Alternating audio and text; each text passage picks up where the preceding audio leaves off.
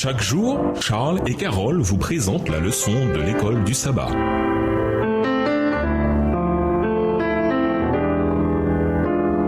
Bienvenue dans votre émission Dieu nous parle. Nous voilà à la leçon de dimanche, devant Félix. 5 jours après le transfert de Paul à Césarée, un groupe de dirigeants juifs importants constitué du grand prêtre, de membres du Sanhédrin et d'un avocat professionnel nommé Tertullus descendit de Jérusalem et porta officiellement plainte contre l'apôtre devant Félix. Acte 24, les versets 1 à 9.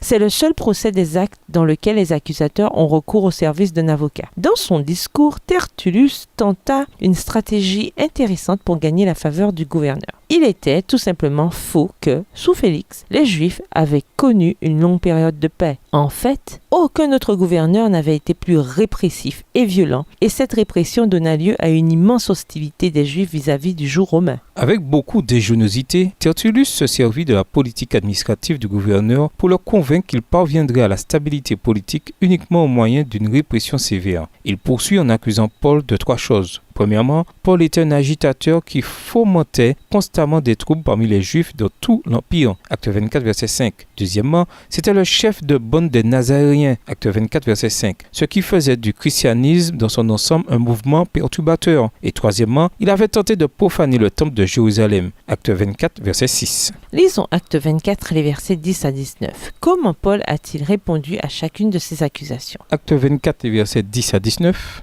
Sur un signe du gouverneur, Paul prit à son tour la parole. « Je sais, dit-il, que depuis plusieurs années, tu exerces la justice sur notre nation. C'est donc en toute confiance que je viens te présenter ma défense. Comme tu peux le vérifier toi-même, il n'y a pas plus de 12 jours que je suis monté à Jérusalem pour y adorer Dieu. Or, personne ne m'a vu dans la cour du temple en train de discuter avec quelqu'un. Jamais on ne m'a surpris à soulever le peuple, ni dans les synagogues, ni dans la ville. Et ces gens ne peuvent pas apporter la moindre preuve pour appuyer les accusations qu'ils viennent de porter contre moi. Certes, je le reconnais volontiers devant toi, je sers le Dieu de mes ancêtres, suivant la voie qu'il qualifie de secte. Je crois tout ce qui est écrit dans la loi et les prophètes. J'ai cette espérance en Dieu, et cette espérance est aussi la leur, que les morts, justes et pécheurs ressusciteront. Verset 16. C'est pourquoi je m'applique sans cesse, moi aussi, à garder une conscience irréprochable, tant devant Dieu que devant les hommes. Après plusieurs années d'absence, je suis revenu dans mon pays pour apporter une aide en argent aux gens de mon peuple et pour présenter des offrandes à Dieu. J'étais alors dans la cour du temple, après avoir accompli les cérémonies de la purification. Il n'y avait autour de moi ni attroupement ni désordre. Telle était la situation quand ils m'ont trouvé.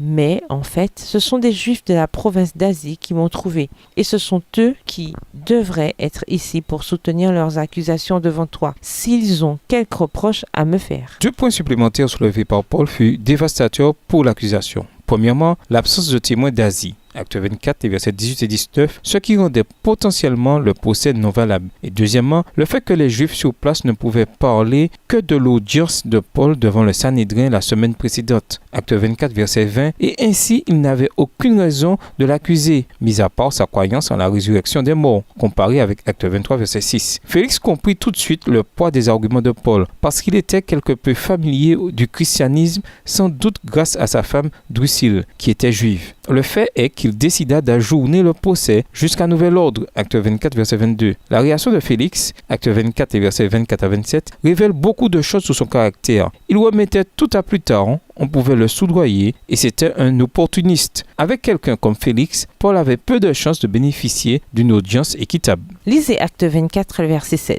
Paul déclare qu'il s'efforçait d'avoir constamment une conscience irréprochable devant Dieu et les humains. Qu'est-ce que cela signifie? Avez-vous quelque chose à changer pour pouvoir dire la même chose? Et si oui, quoi? Et nous vous laissons avec cette réflexion. L'évangile est certainement la puissance de Dieu pour juger les hommes et les convertir. Au revoir. À demain si Dieu veut.